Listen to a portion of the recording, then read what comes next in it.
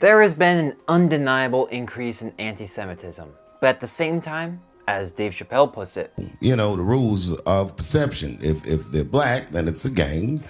If they're Italian, it's a mob. But if they're Jewish, it's a coincidence, and you should never speak about it. there's no better example I've seen of this than a conversation I had with ChatGPT, trying to get a few more examples for my script. I asked for a list of people who apologized after questioning Jewish power, which the AI, after giving me some warnings about anti-Semitism, complied with and showed me 5 examples before asking if I wanted to see another 20. Then all heck broke loose. I'm sorry, but I can't help you compile a list of individuals who had to apologize after asking questions about Jewish power in the way you framed it. Then I responded, you did just find 5 people and offered to find me another 20. Please be consistent. And don't worry, this story doesn't go on too much longer, but after nearly 3 minutes, ChatGPT responded by saying, you're right, I was inconsistent earlier. However, it then said, I'm sorry, I can't help you provide a list of 20 more individuals. You get the idea. This is the experience of anyone who states that Jews have a disproportionate amount of power in any sector. The whole world comes down to you to tell you to shut up. But hey, some of those people that ChatGPT told me about were Billy Graham, where in a tape from 1972 surfaced showing him saying that Jews have a stranglehold on American media. Marlon Brandon, who said, Hollywood is run by the Jews, it's owned by the Jews, and they should have a greater sensitivity about the issue of people who are suffering. Miley Cyrus, who said, with magazines, with movies, it's always weird when things are targeted for young people, yet they're driven by people that are like 40 years old. It can't be like the 70-year-old Jewish man that doesn't leave his desk all day telling me what the clubs want to hear. If she said 70-year-old white man instead of Jewish man, I think it would have found its way in a Daily Wire article rather than an apology from her. Hey guys, my name's Dylan, and my goal today is to approach this uncomfortable topic and try to answer it as unbiased as I can. The goal here is not to contribute to increasing amounts of anti-Semitism, but to ask a question that a large amount of the US population, and world population for that matter, is curious about. Which is fair. Any other group with disproportionate amounts of power at one time or another, whether that be men, white people, the rich, etc., have had similar questions asked against them.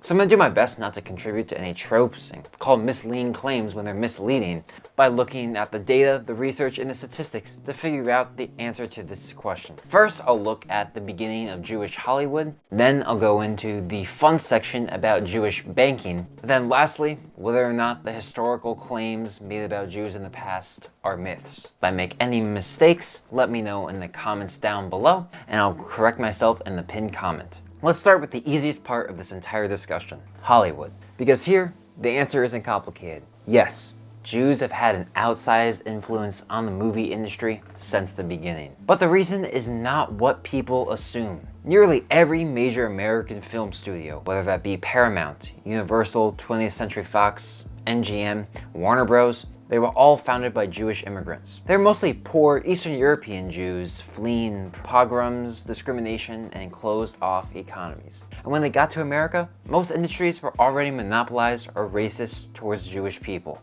But movies, they were a virtually untapped market, and a media form ripe for outsiders to make a big hit on a risky business. The early film industry was a brand new frontier. No old boys clubs, no guilds to exclude you, no aristocratic ownership structures. It was wide open. The American dream. And once these studios were built, something naturally happened. Movie networks. People hired people they already knew. One generation mentored the next, friends recruited friends, and over time that snowballed into a heavily Jewish ecosystem. Not because of a conspiracy, but because of the nature of networking. If you called on a bunch of your friends to help you with a project, there's a pretty good chance that they share a lot in common with you, ideologically, mentally. I know if I asked my friends to help with something, they would be a lot like me. But obviously we know nowadays that Hollywood would end up making a huge imprint on American culture. Whether it was Bambi from the 1930s, Peter Pan from the 1950s, The Godfather from the 70s, E.T. from the 80s, Jurassic Park in the 90s, and so many more movies throughout the years, a majority of your favorite movies and shows were created by a Jew, directed by a Jew, and sold through a studio headed by a Jew.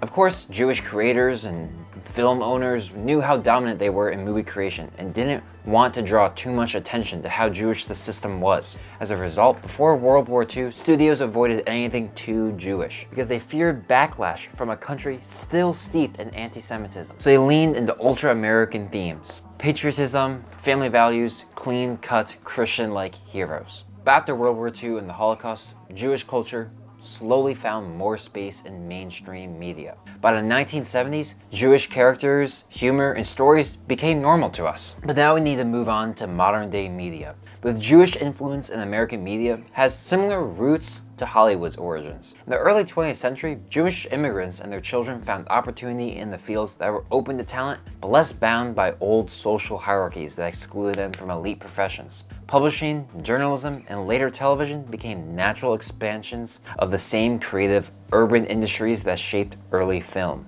Jewish founders helped build major newspapers, talent agencies, and television networks, not through coordinated control, but through entrepreneurship and the pursuit of upward mobility in an open yet competitive economy. During this time, racism was still incredibly prevalent, and so instead, Jewish Americans found their place in American media through mobility, the American dream. In the present day, Jewish individuals remain visible across media leadership, from newsroom editors and producers to tech founders and commentators. However, the modern media ecosystem is global and fragmented with the introduction of the internet. What used to be dominated by multinational corporations is now dominated by algorithms. Social media has decentralized media even more, to a point where an independent person can start adding majorly to the media landscape. However, at the same time, this is all centralized into a few companies like Meta, Google, and X. But across all these new platforms, there's a multitude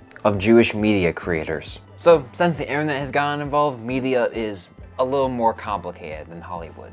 So while historical factors explain a decent amount why Jewish Americans are often present in journalism, there is not a centralization of Jewish people into their ethnic group, affecting large scale what happens with media. Because in today's modern media landscape, there is just too many players to get that type of control. Now we move on from the pretty easy topic to the landmine. Do Jews have an outsized influence in banking? The short answer, kind of. It's complicated, so not really that short. For hundreds of years in Christian Europe, Jews were banned from owning land, joining trade guilds, and entering many professions. So you couldn't farm, you couldn't be a blacksmith, you couldn't be a carpenter, but you could, under Christian law, lend money. Lending money with interest was considered usury by the Catholic Church, but loopholes find their way into everything, including religion. A Christian could give money to a Jewish banker, and that Jewish banker could then give money to another Christian at interest rates. Some Christians still lent out money, but the Jewish presence was large and easy to see. So the niche emerged, not because Jews loved money, but because of the specific situation medieval Christian societies created for Jews. Many historians argue that medieval Christian societies created this niche so that they could easily scapegoat Jews to their population when things went bad. Not the type of history you're fond of. But then we move on to when Europe industrialized. Some Jewish families, like the Rothschilds, the Warburgs, the Oppenheims, became visible financiers. And some writers began to connect Jewish bankers with control of finance. The issue is that most Jewish communities were not wealthy bankers. Most lived in the crushing poverty in Eastern Europe ghettos. Those hoping that the Jewish banker stereotype explained modern realities are usually shocked to learn that European Jews were overwhelmingly poor until the 20th century. But European is key, because let's move on to the US. Between 1880 to 1924, millions of Jews fled Europe for America. And when they arrived, they settled in New York, exactly when New York was becoming the financial capital of the world. So it makes sense that there's many Jewish-founded firms like Goldman Sachs, the Lehman Brothers, and the Solomon Brothers became major Wall Street institutions. Not because Jews owned finance, but because many immigrants with literacy, numeracy, and trade skills entered the city where their finances were about to take over the world. And yes, in the past few decades, there have been notable Jewish leaders in major institutions, Fed chairs, treasury secretaries, bank CEOs, but notable individuals doesn't equal group control. The mistake people make is confusing overrepresentation, which has real historical explanations, with coordination, which just doesn't have great evidence. But let's stop talking about big banks and let's go back to people and family units. Because while big companies often draws people's attention, another sphere where Jewish Americans have left a notable mark is in the family. Specifically, the average wealth and power of your average Jewish family. Recent national surveys show that Jewish households in the United States tend to report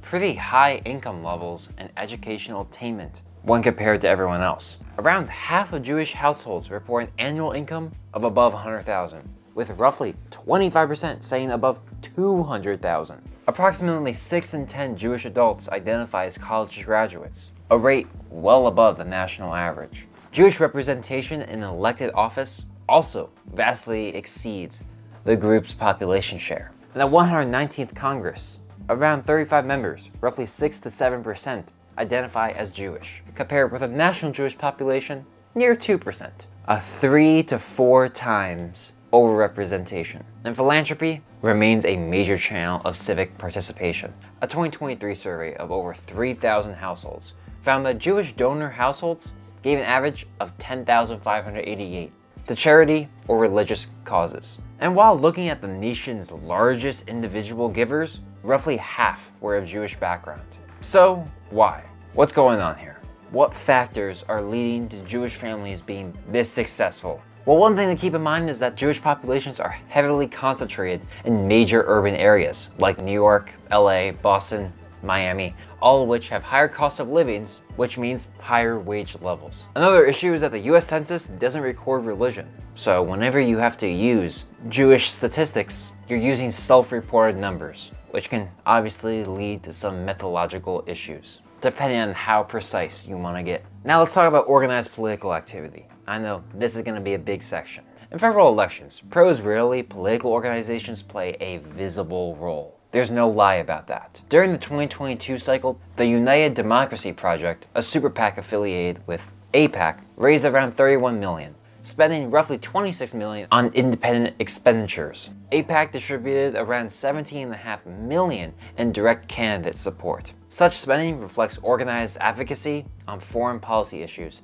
but does not speak for all Jewish individuals or organizations. Now let's look at the claims that Jews were set up for financial and media success based on their history. Because a lot of these, are they true, or are these conspiracies said by people to discredit Jewish success? First, let's look at whether Jews were really forced into certain jobs. You've probably heard the claim that Jews in medieval Europe were pushed into money-related jobs. Merchants, bankers, accountants, doctors, lawyers. But is that actually true? Yeah. Historians don't really debate this one. From late antiquity through the Middle Ages, Jews faced repeated bans on land ownership, guild membership, and many local trades. If you couldn't farm land, if you couldn't join a blacksmith guild, and you couldn't run half the businesses in town, you were left with the jobs that were legally possible. Urban trades, commerce, medicine, and money lending. Over centuries, this didn't just change what Jews did, it changed what skills they developed.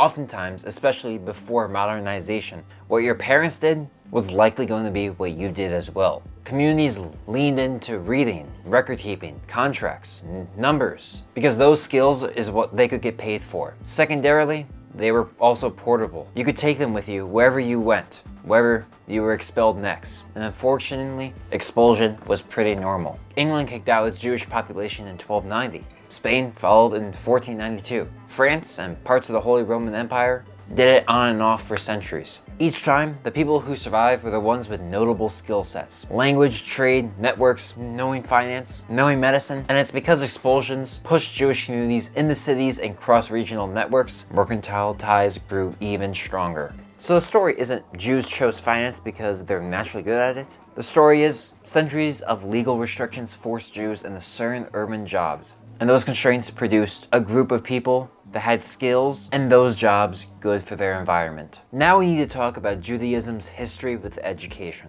Beyond all the legal stuff and the racial discrimination, something else was going on. A culture built around study. For centuries, Jewish religious life emphasized literacy, debate, and textual learning. The Torah, the Talmud, commentary, communal scholarship. In medieval Europe, most people were illiterate, but Jewish boys and later girls routinely learn to read. That creates what economists call a cultural endowment. If your community values debate, reading, and scholarship, guess what? When legal barriers fall and modern professions emerge, law, medicine, academia, business, you've already had the skill set. a cultural skill set built into you over centuries. And community institutions reinforce this. Mutual aid societies, charity networks, burial societies, and educational funds. These weren't just spiritual, they were economic support systems. They paid for migration, apprenticeships, schooling, and community survival. In other words, education wasn't just a value,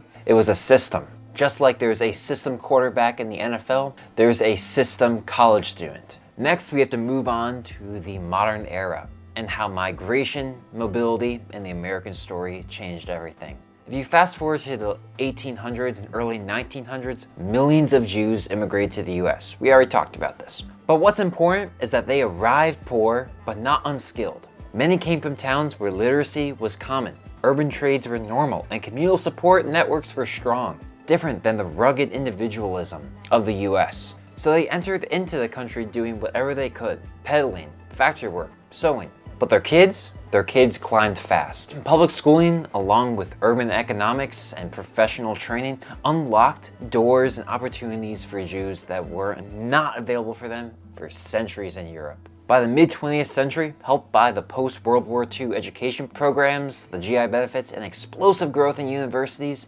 Jews were disproportionately represented in professions that relied on credentials over human capital. Not because anyone was wealthy, not because of any grand conspiracy between Jews living in America, but because education, urban concentration, and opportunity leads to generational upward mobility. Now we gotta talk about the effect of philanthropy. Jewish philanthropic networks are unusually organized. Community funds, federations, and family foundations concentrated giving because the culture emphasized communal responsibility and charity. And yes, some extremely wealthy donors amplify Jewish visibility, but visibility doesn't equal central control. Influence tends to follow the same pattern seen in other groups. Once people reach elite professions, they join boards, they participate in philanthropy, and build networks, and those networks reproduce influence. But they're not coordinated in some secret top-down way. So when people ask whether Jewish people have disproportionate power, the truth is both less dramatic and more interesting than the headlines. It's not a secret cabal pulling strings. It's centuries of exclusion